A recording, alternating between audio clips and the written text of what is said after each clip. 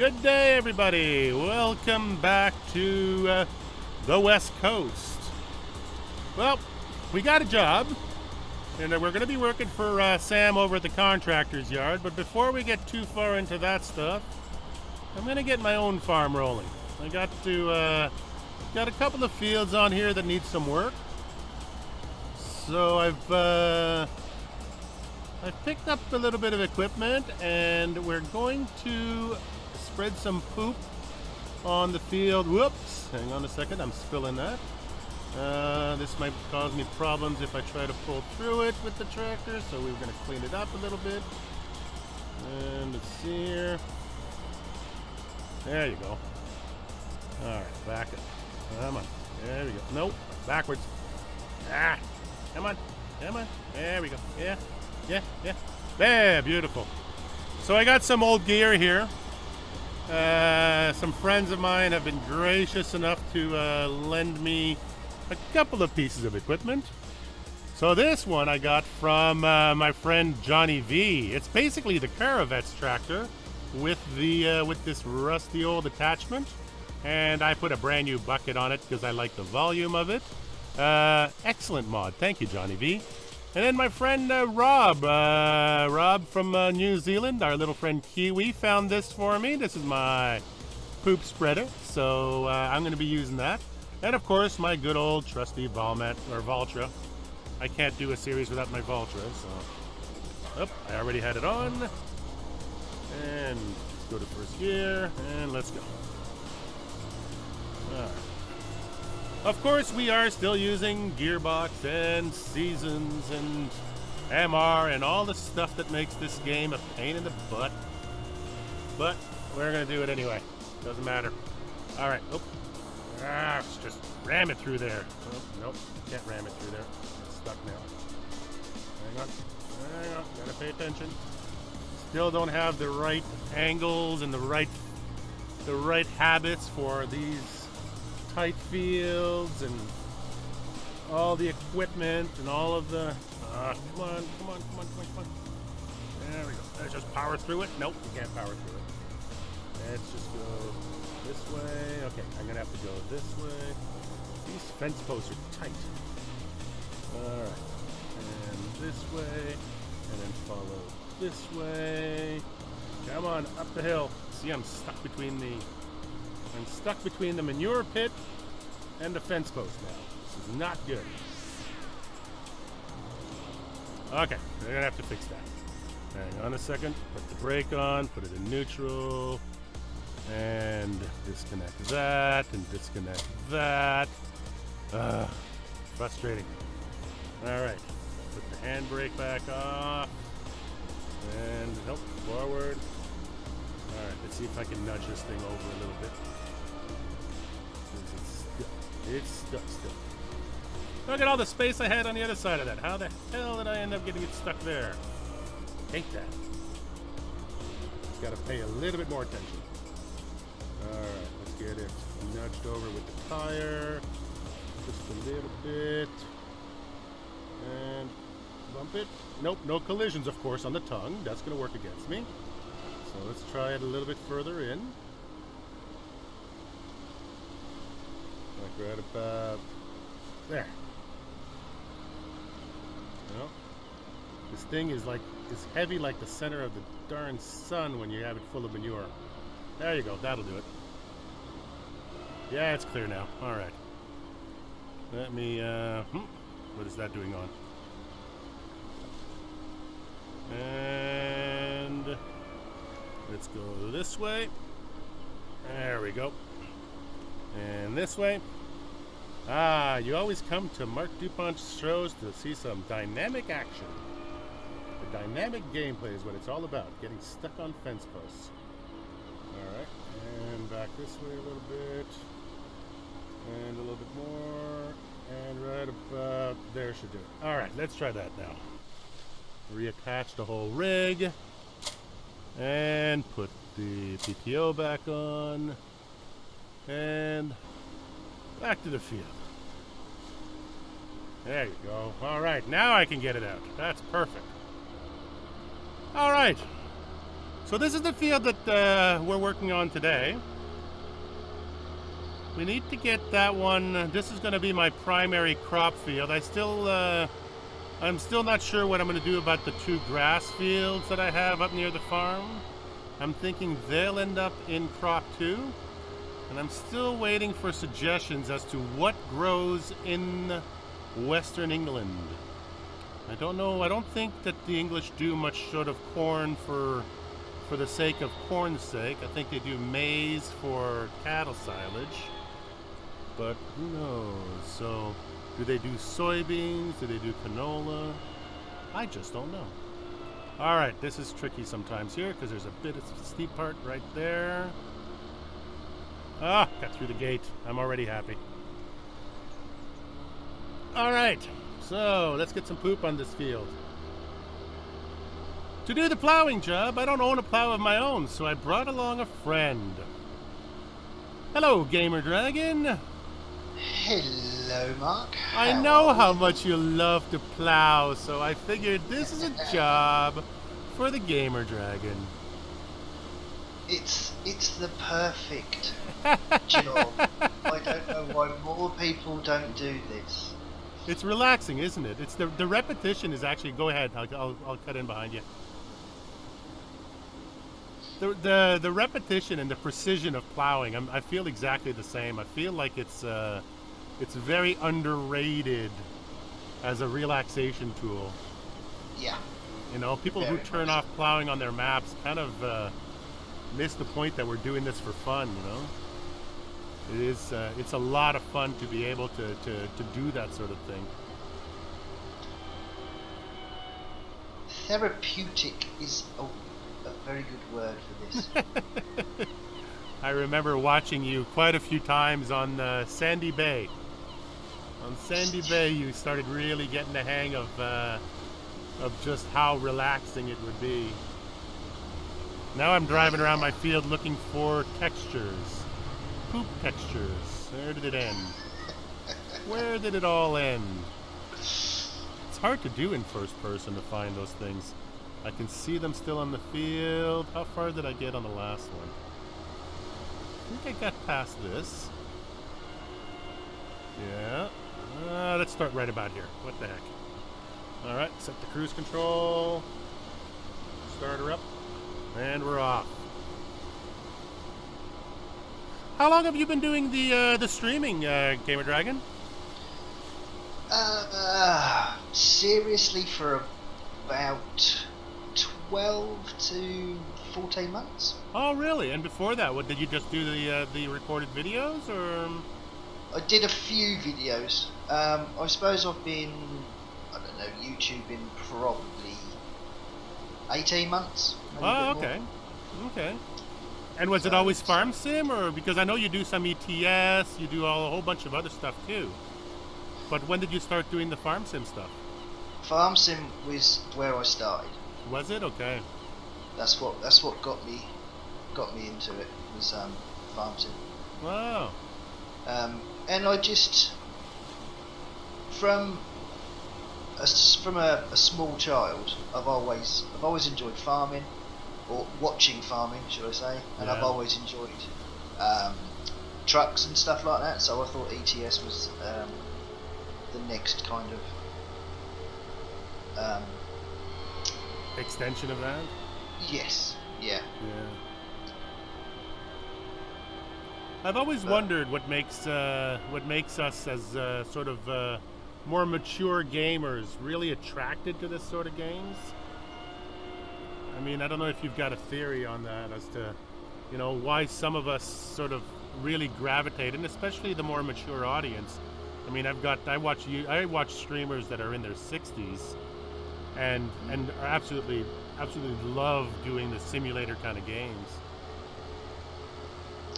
I honestly don't know. I don't know what. I can't remember how I came across farming sim. Right. I think it was probably watching YouTube videos. Yeah. More than likely. But I don't follow many other YouTubers. in you know in the great scheme of things. Right. There was one main person that got me hooked onto YouTube. Right. Who was that? But Squirrel. Do you know Oh yeah, Squirrel. I'm a subscriber to Squirrel. So Didn't, yeah, he was the one that I was watching him, and I loved his multiplayer farm sim. Yeah. They were the best. Yeah. You know, that was how I felt. So yeah, Squirrel is one of those guys. I think that was my first multiplayer experience, was actually on the Squirrel server, because he's got a community around him. I mean, that's the thing that always amazes me the most about his channel and about his whole setup, is that he's got all these amazing people that sort of run the background for him, and you don't really understand how much work goes into running the Squirrel show until you get into their multiplayer server. Because wow, like the setup with the TeamSpeak and the schedules, and you know, you only get an hour and a half on the server, and then there's a whole new crew that comes on. It's pretty incredible. his admin team must be huge. That's all I can say. I basically, like, you know, just from my experience in the background on Squirrel, I mean, we had, I think there was 4 or 5 admins just in the TeamSpeak. Just to move people around his TeamSpeak, he had 4 people. So it was just incredible.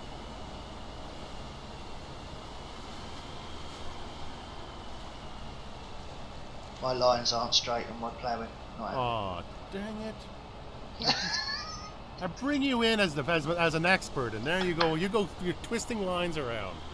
I am, yeah. If you've ever watched any of my shows, you'll understand that for me, crooked lines and missed crops are part of my style. Good. I'm fitting in well. I've turned it into an affectation. People come here to see imperfection, not perfection. Good. If they want science, if they want science and math, I got a couple of good YouTube channels for them. I'm ploughing. That's all that needs to happen. That's it. It's funny, because I used to really feel like I needed to hit every single corner of a field when I was plowing or cultivating or anything, seeding. And then a friend of mine lives out in the country, and I went out to one of to his farm when he was when they were harvesting, and they had like a bunch of stuff left in the corners of the cornfields, like just crop that they missed. And I asked him about it, and he says, well, when you've got, like, 0.01 of a bushel of corn stuck in a quarter, it costs more money in labor and diesel to go and get that with a combine than it is to just ignore it. So there are parts of the field that they just leave it alone. They just accept that that's not going to come out, and it's like, if you missed it, don't waste time and money chasing perfect fields of corn. So when it comes to turning stuff around, yes, they do trample crop, and yes, they do miss stuff, and they just don't worry about it. It's just not worth the money. It's kind of like if you're a roofer or a carpenter in the construction trade, if you drop a nail, you don't pick it up. It's more expensive to pick up a nail than it is to just keep going. Yeah. At the end of the day, the laborers, the cheap labor, they come in with magnets and they just clean up the floors and sweep everything up, and they'll get it at that point. But you don't keep picking up nails as you go along. I suppose that does make sense. It really does. Yeah. Time is money. That's it. Yeah, and if you're a roofer, you've got guys coming up behind you, bringing up more sheets of plywood, more sheets of, more roofing tiles. You got a whole crew sitting beside you. If you spend 10 seconds looking for a nail you dropped, then you're holding up the entire production. Just about on the edge of where you. Perfect. and I am just here. There we go again. Just up to my plough line, I think. There you go, perfect. Then I shall just go alongside you and hit that up. It's kind of funny that it's taking me longer to manure it than it is for you to plow it, because it's this manure thingy is super small. It all holds almost nothing at all. I think it holds 7,500 or something like that. Yeah. So I think I'm having fun with MR. That's what I'm doing. Yeah, me too.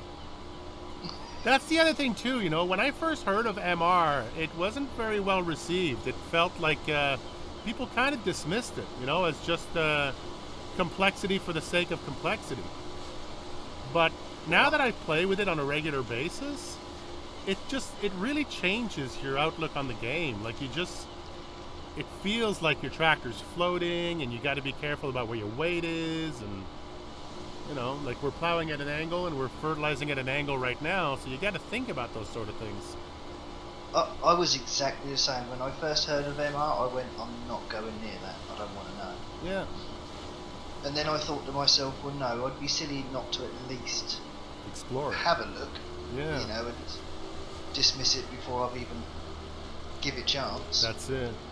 And now, I mean, I only use it on one map at the moment, but it's still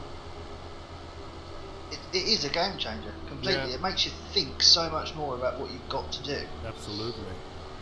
And you can't just willy-nilly pick your tools and just by what looks good. Sometimes you really want to use the tool, but you know your tractor won't be able to handle it. And the thing about it too is that now the community of MR modders and people who are adding MR to their vehicles has grown. So you finally have a larger inventory of mods and of things you can use.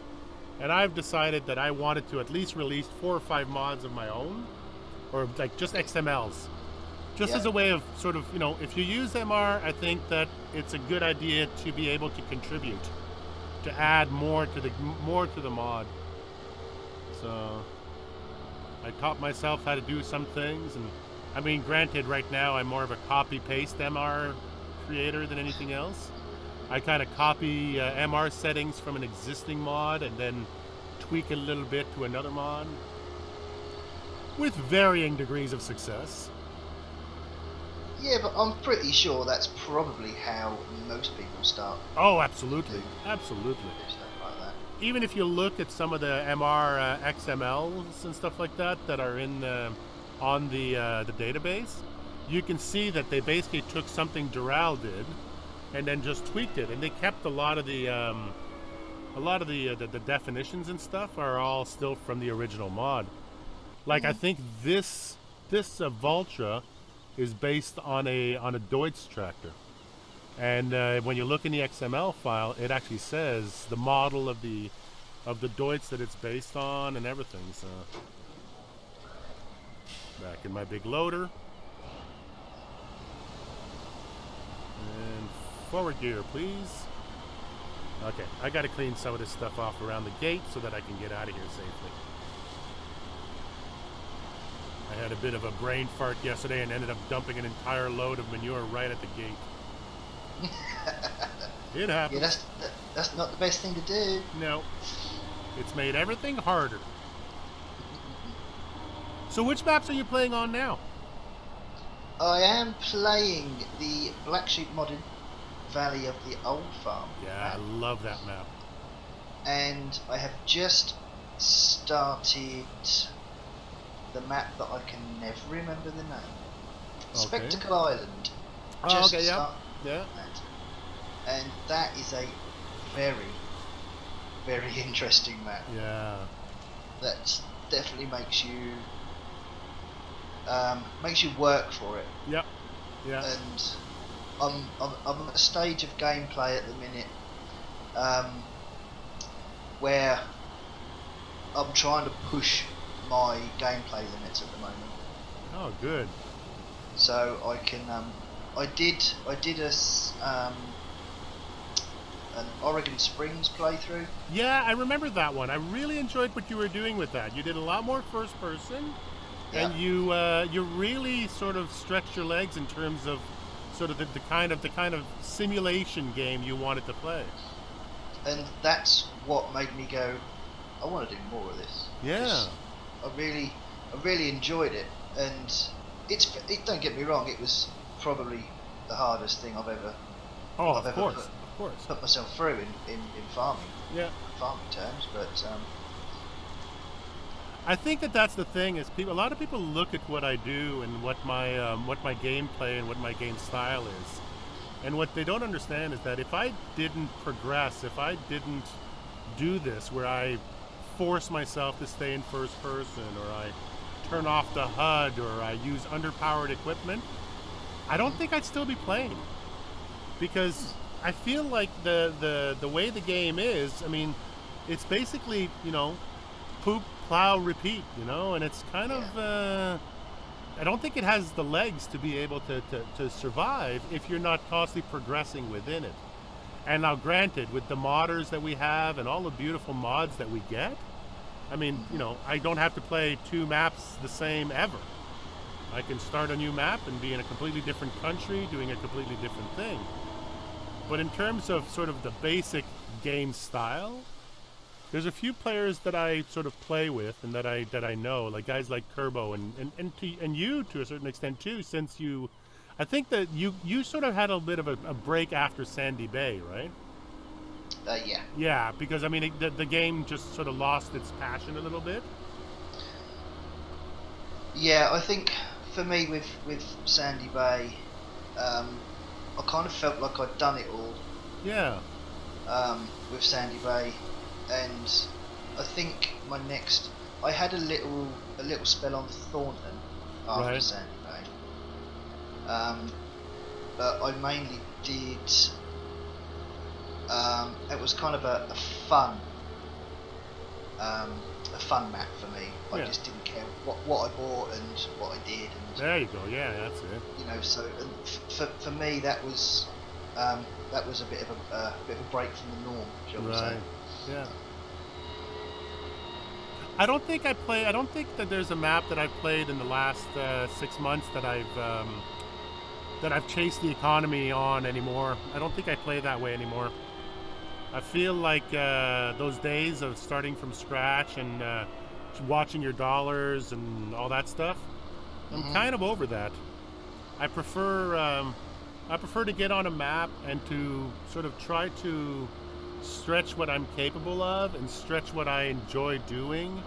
And now with the multiplayer and bringing friends on and being able to play with friends, like that's more what I chase now rather than what I did when I first started. My first series was Mountain Valley Farm, and that one I played super hardcore. Like I had to clear the land, and I started with I think it was like $100 or something like that, and had to borrow money, sell some logs, borrow more, and then eventually get the farm rolling. And it was its own gameplay, but I don't know if I would do that whole chasing every penny kind of gameplay anymore. And I guess that's the real beauty of the farm sim thing, is that it's just a sandbox, right? So if you want to track every dollar and keep crying about how poor you are, then you can play it that way. That's not a problem. But you don't have to. You can throw in $1 million and buy the gear you like to use and tell the story you want to tell, and nobody's gonna be the wiser, and it doesn't really matter. Yeah.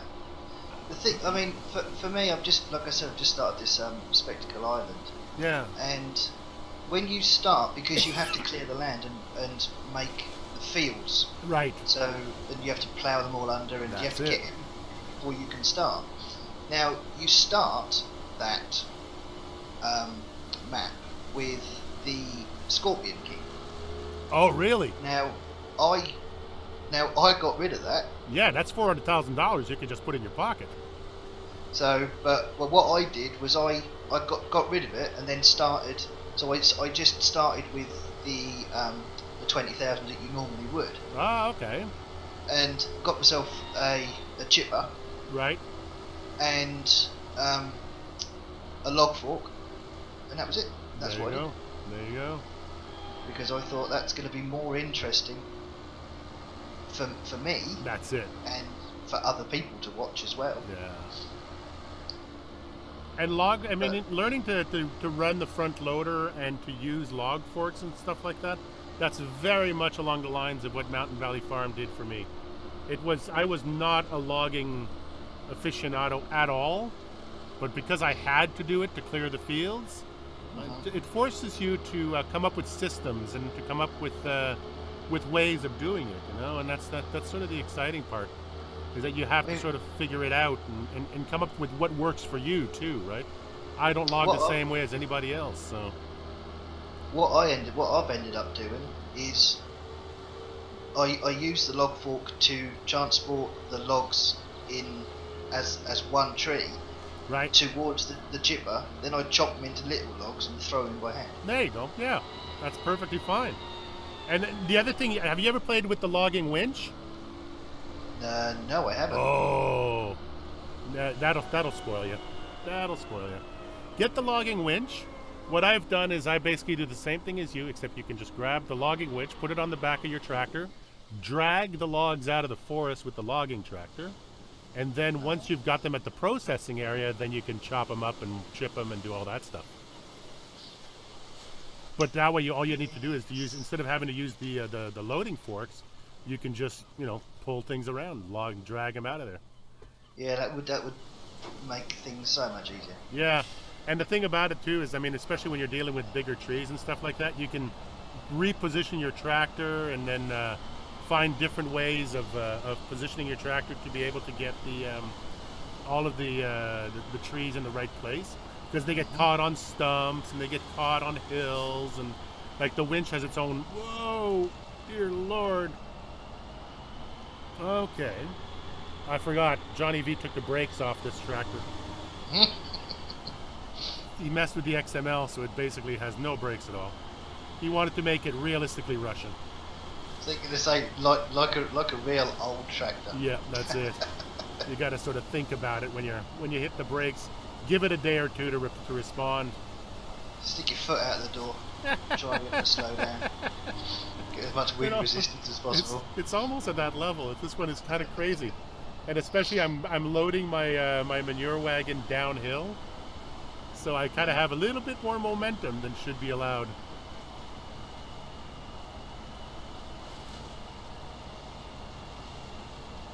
So what's in the cards for you for 2018? You got any major plans? Any objectives? Where do you want to see your channel going from here? Do you know what? I'm not. I'd like to get 1,000 subs. I would. Yeah. And if I can get that in the next 12 months, I'll be happy, to be honest. But I don't want. I'm happy just putting out content. I enjoy playing the games, and as long as the games can keep me interested, then I'll keep going with YouTube. Right. The views and the subscribers and what have you. I'm in a fantastic little community. You've got a good bunch of people around you. We all kind of help each other out if we can. Yeah. And I still class myself as a noob in Farm Sim, because every day, whenever I turn this game on, I'm always going, no way, I didn't know that. Right. And so, for me, as long as I can keep doing that, and considering we're going to have, hopefully, FS19 coming out towards the end of this year. Yeah, that's it. We've got a couple months left. It feels like a long ways away, but we all know how fast time flies, and it'll be on us in no time at all. So I'm hoping they bring in some stuff that keeps me going, oh my god, I didn't know that. Right. So as long as that can keep happening, but that's why I dip my toe into other areas if I can, right? Just to try and keep my channel a bit fresh and interesting for other people, because I do know that I have got some people in my channel that have subscribed to me, not for Farmington. Right, that's it. So, but And like those I said, it's and not- those it's not- people it's not came time. from what? Those are the people that hang out with you at on ETS2 and stuff like that, or? Yeah, I've got a few people that only join my ETS2 streams. Right. Because I don't do ETS videos, I only live stream ETS. Oh, okay, yeah. And I've also got a few people that subscribe to me because I was playing My Summer Car, which I don't play. Oh, that's right. Yeah. Because my channel is a PG channel, Yeah. and My Summer Car isn't exactly No. a PG game. No, it's not at all. And that's So, funny. It's funny you say that because we were talking about Squirrel earlier, and Squirrel was adamant that there was no way he was going to touch that game because it wasn't PG, because he felt it wasn't appropriate to his audience. Yeah, but you see now, I was watching one of his My Summer Car streams, and somebody actually said this is not a PG game. No. And at the start of his live streams, Yeah. he says that you can still have a PG chat, Yeah. but not play a PG game. Yeah. But for me, that's your channel's not PG if No. you're playing an 18 over game. That's it. And I feel pretty much exactly the same. I kind of feel like, okay, well, the content of the game, and especially on that game, because I mean, when Squirrel was doing his series on that, we very much got to see a different side of him. We sort of got to see the psychopathic killer vandal side of him, where he was constantly running people over and crashing cars and crashing into people and doing stuff like that, which is kind of questionable and perfectly fine within a certain gaming environment. But I never really felt like it suited what Squirrel was doing. And I kind of feel like in a certain way it was probably a good release for him to be able to do that, but I don't think he can claim that he was doing it in a PG way. So Yeah, I think with that game specifically, it's you have to drink alcohol. I mean, the game forces you to drink the oh alcohol. yeah, you have to. You're forces constantly you drinking beer. Yeah, it forces you to smoke. It Yep. forces you to drive whilst Yep. under the influence of drink. Yeah. No, and that's just not. I mean, don't get me wrong. I enjoyed playing the game. Oh, It's yeah. a very fun game, and I tried to keep it PG. But they've now pushed it to a level now where you can't. You Yeah. have to do these things to basically keep yourself alive Really? in the game. Like you can't substitute the beer for water anymore? You can, but you have to smoke to bring your stress level down. Oh, okay. Yeah. So, Yeah. and if you're out and about, the only option you've got is to take a crate of beer with you. Oh, that's it. That's right. Yeah. Because there isn't anything else you can do. You can it. take orange juice, I think it is. Yeah, but it just But makes you that don't thirstier. Yeah, it's ridiculous. All right. Well, I think we've been yammering on for long enough for my viewers. So you're doing an amazing job up here. Good work. I'm not too sure about that. This is looking really good. Yeah, you got it all. Anything you miss, I'm just going to end up cultivating anyway. So, I mean, that's the thing about plowing is that it's just one of the stages. You can easily sort of cover up any number of sins in the further stages. Yeah. I'm not necessarily interested in a 100% plowed field so much as having fun plowing. Because plowing is one of those things that you can, if you don't like plowing, you can just hit a button and you don't have to do it. Yeah. So if you're going to do it, you might as well do it because you like playing at it. So Well, you know me and plowing. that's it. Oh, I know you and plowing. You can That's your fault. I'll blame you. you can hammer on forever while you're plowing a field, and I did enjoy that a lot. I may or may not have encouraged that kind of behavior. You may have, and I'm leaving it there. There you go. All right, Gamer Dragon, thank you so much. Everybody, go check out Gamer Dragon's channel. There's been little icons and little tags, little stuff all the way through here. He's in the description. And go and say hi, and go enjoy some of his really cool, nice and relaxed content over there. And other than that, we've got a whole field to plow, so we're going to get busy. And we will talk to you guys tomorrow. Say bye, Gamer Dragon. See you later. Take care.